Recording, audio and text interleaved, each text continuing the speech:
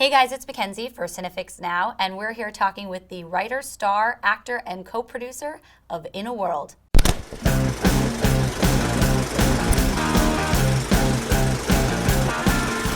Hi, Lee. Hey, this is In a World. We see that. This is the poster. It's very cool. So let's go ahead and check out the trailer before we get into questions. In a world. In a world. Hey, make sure your phone's turned off. I think we're getting some feedback out here. Oh. Sorry. Ready. So what actually was your inspiration for this film? The inspiration for the movie probably just really came from an organic conversation between me and a buddy of mine about,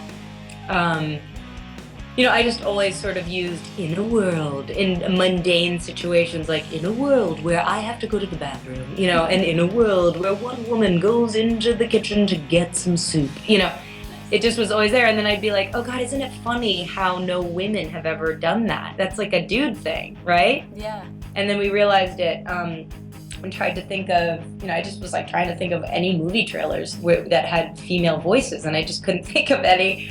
And then that sort of matured into a broader conversation and an investigation into this world of voiceover that I was very interested in and always tried to be a part of. So elaborate a little bit more on that. You said that you were interested in voiceovers at an early age. Did you go to schooling for it?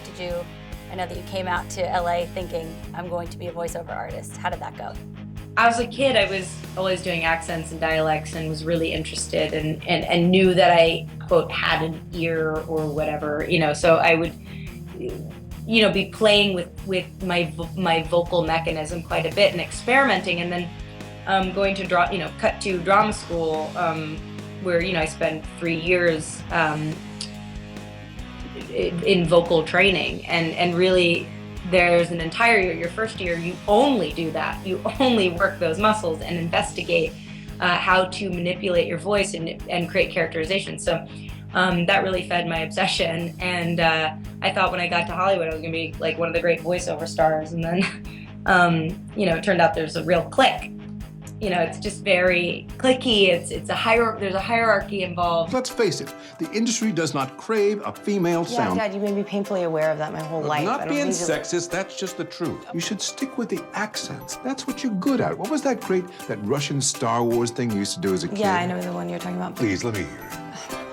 These are not the droids you're looking for. I just love that. It's so random. Did you experience a big female versus male differentiation?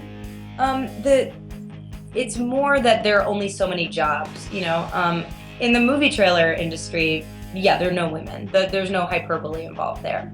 But in the voiceover industry in general, there are lots of jobs for women. It's just the ladies who have it on lockdown, and then the dudes who have it on lockdown in certain respects, there's protection going on. It's very protective. And so how do you break into that? By writing and directing your own movie? Yeah, you have to write a 93-minute movie about voiceover, and then maybe they'll listen to you. Perfect. So tell us a little bit about that. What was the experience of writing and directing your first film, and how did you even go about starting that process? I just, because I don't write for deadline or for anyone, I don't write for a deadline, I just write for myself. So the great luxury that you have with that is that you can write freely without judgment, but with also just without the thought that you have to do it. You do it because you want to do it, And I did it secretly. I didn't tell anyone I was doing it. Oh, really? Until I had the script to show for it. How long did it take you to write the script? Like a year and a half. Wow. Years, yeah. So kind of just a side project. Yeah, exactly. That's awesome. I was passionate about it, but it was totally private. Who was the first person that you gave it to? I think the first person I gave it to was a writer friend of mine. Perfect. Just quietly, no pressure, but I just want to show this to you. And maybe my manager too. And then how did you go about starting the process and getting the talent involved and getting really the ball rolling? Yeah, once I started showing it to people, then I started getting proper notes, and then I kind of saw that I was taking it. I was gonna go for it, and then people enjoyed the script, and so I kept working hard at it, and then kept rewriting, per notes and compiling. I mean, it takes a very long time and a lot of focus just for the script and getting it to a place that you can be proud to shoot it and to show talent. And then I started asking my friends who I had written parts for to, if they would lend their talents generously for my first foray into this, into this world. So Gina Davis and Eva Longoria, all friends of yours? How did that work out? Yeah, so actually not Gina Davis. I had met Gina Davis on this movie, but I mean, I wrote the part for Rob Corddry and Michaela Watkins straight up. Like, that was for them, always was for them. And it's written with their mouths in mind. I'm very lucky to be surrounded by people like Ken Marino and Nick Offerman, Tig Notaro, yeah, I mean, it's Fred Melamed was somebody that I sort of stalked to be in the movie because he was perfect, and he had been a voiceover artist for 20 years, so it was a perfect match. But and also just a masterful actor. I'm so thankful. But yeah, Eva is a friend of mine too, and she just came. She was like self-deprecating for a day and very cool. So funny. Yeah. Can you tell us a little bit about the Don LaFontaine story and who he was? Well, Don LaFontaine, he penned the words "in a world" and "in a world where," and he was a copywriter.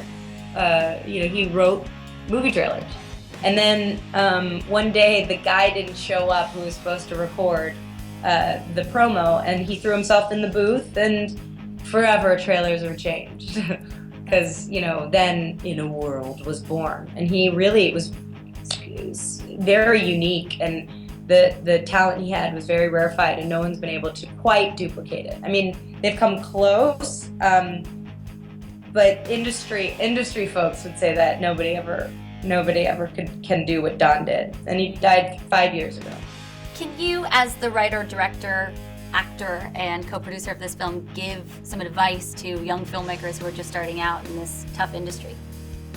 I mean, I always say that the best advice I could give is exposure. I learned how to make movies via the exposure I allowed myself to be surrounded by. I was in the trenches for 12 years as an actress, and you have the opportunity. Obviously, I'm not saying go be an actor for 12 years, but I'm saying if you can be on movie sets in some capacity, it is a great learning tool, because you need to see what a film set is before you write for it. You know what I mean? You have to understand the mechanism.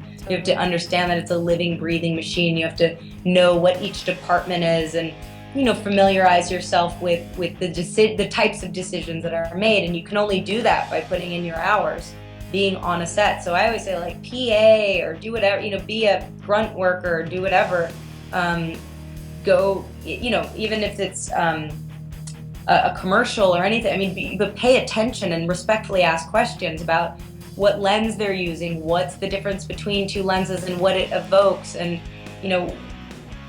just all kinds of technical questions, and listen to how the director's talking, and how they're managing that machine, because that really, that's where I learned. And what's next for you? What's next is I'm writing my next feature, which I've been writing for a number of months, like almost a year at this point, but that I'm working on whilst I just shot this movie for Disney called $1 Million Arm with myself and John Hamm is the star, Alan Arkin, Bill Paxton, and also awesome actors. And Craig Gillespie directed that. He did Lars and the Real Girl, really cool. See him doing like a Disney movie. It's a feel-good sports film. So, awesome. And then Children's Hospital is out now every Thursday night at midnight, and I directed a couple of episodes this year. And what else? Oh yeah, we were nominated for our second Emmy. So congratulations. Our jokes can be nominated for Emmys too. That's awesome. Well, thanks so much for taking time. Like, it's a pleasure. Your film is totally awesome. I can't recommend it enough. Go out and see it. It's in theaters this weekend. Thank you so much for having me here. I mucho appreciate it. We obviously don't have big fancy billboards, so your support and all of your support is profound. So thank you. In a world. In a world. In a world. Wow. Cannot wait to see that movie.